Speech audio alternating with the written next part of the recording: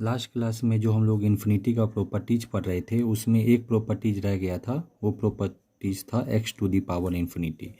तो अगर कोई भी रियल नंबर पे पावर इन्फिनिटी है इसका भी तीन केस हो सकता है। तीन केस क्या है कि अगर मान लो कि एक्स का वैल्यू 1 से बड़ा है, दूसरा वैल्यू है कि एक्स का वैल्यू 1 के इक्वल है, और तीसरा जो रेंज है कि एक्स का वैल्यू अगर -1 से 1 के बीच में हो। तो तीनों केस में हम वैल्यू देखते हैं। अगर एक्स का वैल्यू 1 से बड़ा है, 1 से बड़ा 2 लेते हैं, 2 पे पावर इन्फिनिटी, किसी भी नंबर पे पावर 2 पे पावर इन्फिनिटी करेंगे तो आंसर कितना आएगा हमारा इन्फिनिटी। मतलब 2 पे पावर इन्फिनिटी का मतलब हुआ 2 को इन्फिनिटी बार मल्टीप्लाई करना है। तो 2 को इन्फिनिटी बार मल्टीप्लाई करेंगे कितना होगा इन्फिनिटी। अगर 1 रखते हैं तो 1 के पावर में कितना भी बड़ा नंबर ले आंसर हमारा क्या होगा 1। और -1 से 1 के बीच में, तो -1 से 1 के बीच में कोई भी वैल्यू ले लेते हैं, मान लेते हैं 1/2, और वो एक्स का वैल्यू 1/2 लिया, पावर में कितना आ गया इन्फिनिटी। इसको सॉल्व करें तो 1 पे पावर इन्फिनिटी कितना होगा 1, और नीचे क्या आ जाएगा 2 पे पावर इन्फिनिटी। तो 2 पे पावर इन्फिनिटी कितना होता है इन्फिनिटी, और कोई भी पॉजिटिव नंबर को इन्फिनिटी से डिवाइड करें कितना आता है आंसर 0। तो यहाँ पे क्या आ जाएगा 0। तो ये सारे इंपॉर्टेंट रिजल्ट्स है जिसको क्वेश्चन बनाते समय हमें याद रखना है। तो चौथा टॉपिक जो है इसमें लिमिट में वो है इनडिटर्मिनेट फॉर्म्स। तो यहाँ पे हम लोग क्या करते हैं, यहाँ पे हम पहले जान लेते हैं कि टोटल 7 इनडिटर्मिनेट फॉर्म्स होते हैं जिसका लिमिट हम लोग नहीं निकाल सकते। तो 7 इनडिटर्मिनेट फॉर्म्स के बारे में जान लेते हैं। सबसे पहला फॉर्म जो होता है वो हमारा फॉर्म है, सबसे पहला फॉर्म जो है हमारा है वो है 0/0। 0/0 कहने का मतलब हुआ हमारा एग्जैक्ट 0/0 नहीं, टेंस टू 0/10⁻⁻⁻। मतलब टेंस टू 0/10⁻⁻ रहेगा तो ये हमारा क्या होगा इनडिटर्मिनेट फॉर्म होगा। दूसरा इनडिटर्मिनेट फॉर्म हमारा क्या है इन्फिनिटी/इन्फिनिटी। इन्फिनिटी/इन्फिनिटी मतलब टेंस टू इन्फिनिटी। तीसरा जो हमारा फॉर्म है इनडिटर्मिनेट फॉर्म वो है 0 × इन्फिनिटी। 0 × इन्फिनिटी का मतलब क्या हुआ tends to 0 × tends to infinity. चौथा जो हमारा इनडिटर्मिनेट फॉर्म है वो इनडिटर्मिनेट फॉर्म है इन्फिनिटी-इन्फिनिटी। इन्फिनिटी-इन्फिनिटी का मतलब क्या हुआ tends to infinity minus tends to infinity. तो ये 4 इनडिटर्मिनेट फॉर्म देखे, और भी 3 इनडिटर्मिनेट फॉर्म है। पांचवा जो हमारा इनडिटर्मिनेट फॉर्म है वो इनडिटर्मिनेट फॉर्म है 1 to the power infinity. 1 to the power infinity का मतलब हुआ कि tends to 1 to the power tends to infinity. छठा जो हमारा इनडिटर्मिनेट फॉर्म है वो है इन्फिनिटी टू द पावर 0। मतलब नीचे होगा tends to infinity to the power tends to 0। और लास्ट जो हमारा इनडिटर्मिनेट फॉर्म है वो 0 टू द पावर 0। मतलब नीचे भी tends to 0 to the power tends to 0। इसका क्या मीनिंग हुआ एक मिनट देख लो कि अगर कहीं पे लिखा है tends to 0 to the power tends to 0 मतलब 0 के बहुत ही नज़दीक है, जैसे 0.01, ऊपर में क्या है 0.123, ठीक है। तो अगर टेंस टू 0/10⁻�0 का फॉर्म है तो वो कैसा है इनडिटर्मिनेट फॉर्म। तो 7 इनडिटर्मिनेट फॉर्म होते हैं, कौन कौन से एक बार फिर से देख लेते हैं। 0/0, infinity infinity, 0 × infinity, infinity infinity, 1 to the power infinity, infinity to the power 0 और 0 टू द पावर 0। अब अभी हम लोगों ने 7 इनडिटर्मिनेट फॉर्म देखा। अब इसमें कुछ इंपॉर्टेंट नोट्स है 5 नंबर में देखते हैं। सबसे पहला नोट्स है कि अगर एग्जैक्ट 0/0 आ जाए, जो अभी हमने देखा था कि टेंस टू 0/10⁻�0 क्या होता है इनडिटर्मिनेट फॉर्म होता है। तो अगर एग्जैक्ट 0/0 आ जाए तो इसको हम लोग क्या बोलते हैं कि 0/0 जो होता है वो क्या होता है अनडिफाइंड होता है। याद रखना है कि 0/0 क्या होता है हमारा अनडिफाइंड होता है। दूसरा फॉर्म क्या है कि अगर ऐसा आ जाए 0/10⁻⁻, ये सारे नोट्स जो है इस इनडिटर्मिनेट फॉर्म से ही आए हैं। तो 0/10⁻�0 का वैल्यू क्या होगा 10⁻0 मतलब 0.12 या 0.01, ठीक है। और ऊपर में क्या है 0, जैसे एक एग्जांपल के तौर पे ले लेते हैं, ऊपर एग्जैक्ट 0 है और नीचे में 10⁻0 मतलब 0.1 है। तो इसका वैल्यू क्या होगा हम सबको पता है 0। तो 0/10⁻0 हमारा क्या होता है 0 होता है। तीसरा जो नोट्स है वो क्या है कि अगर ऊपर में टेंस टू 0 रहे और नीचे में 0 रहे, मतलब टेंस टू 0 मतलब 0.12, ठीक है, और नीचे में 0, तो किसी भी नंबर को अगर हम 0 से डिवाइड करेंगे तो ये क्या आएगा, इन्फिनिटी आएगा। इसमें चौथा नोट्स है कि अगर हम क्या करते हैं 1 को डिवाइड करते हैं टेंस टू 0 फ्रॉम राइट से, ठीक है। 1 कोई नंबर है उसको हम टेंस टू 0 फ्रॉम राइट से डिवाइड करते हैं। हम क्या जानते थे कि कोई भी रियल नंबर को टेंस टू 0 या 1 डिवाइडेड बाय 0 क्या होता है, इन्फिनिटी, अभी देखा हमने। तो 1/10 फ्रॉम राइट से डिवाइड करेंगे तो आंसर क्या आएगा, इन्फिनिटी।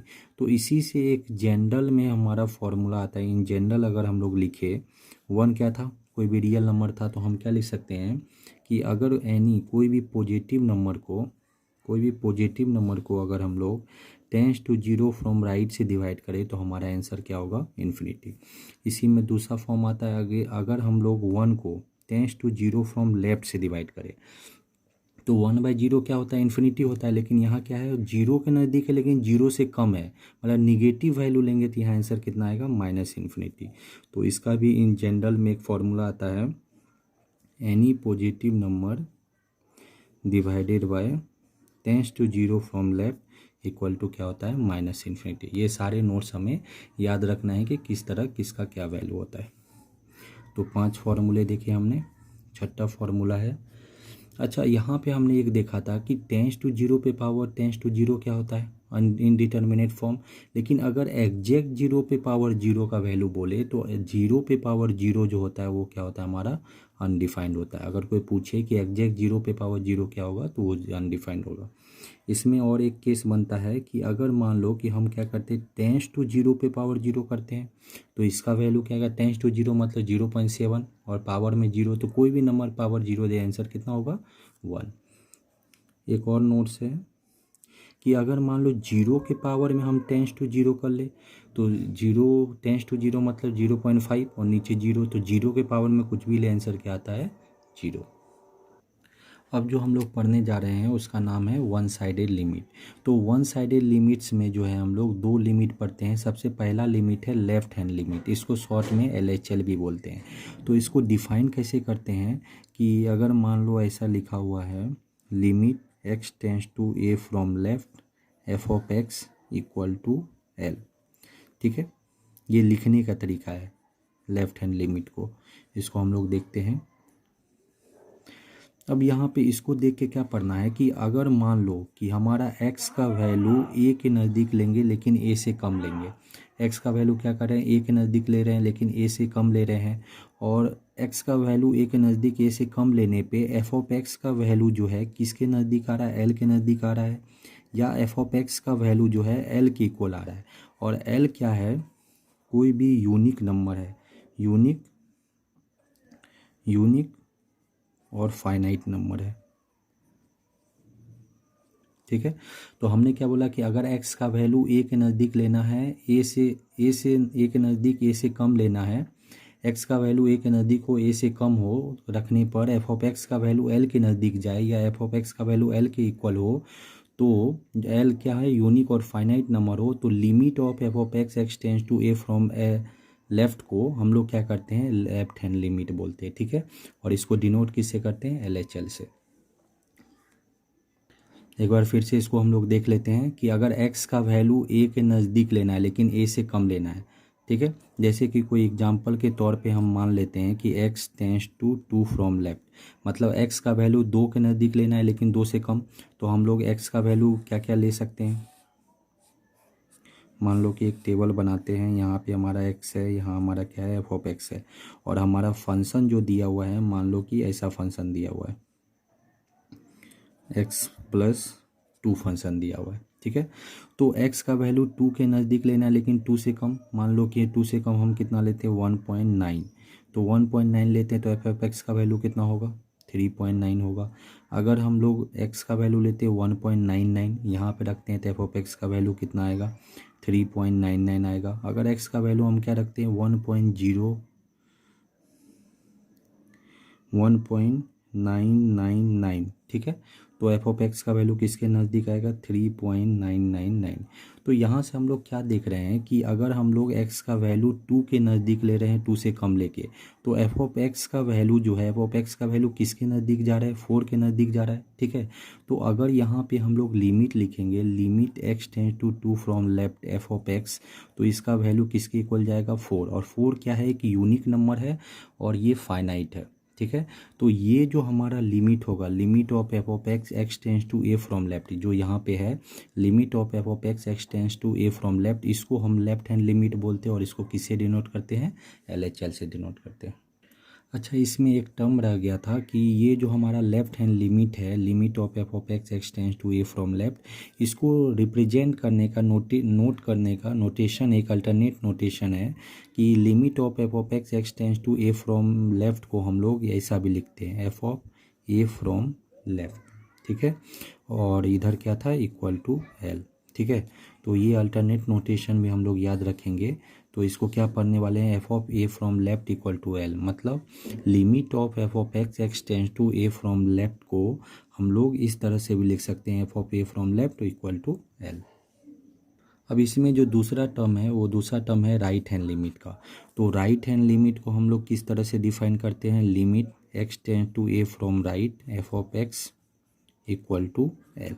ठीक है, तो ये इस तरह से लिखने का मतलब तरीका है कि राइट हैंड लिमिट को हम लोग लिखते कैसे हैं।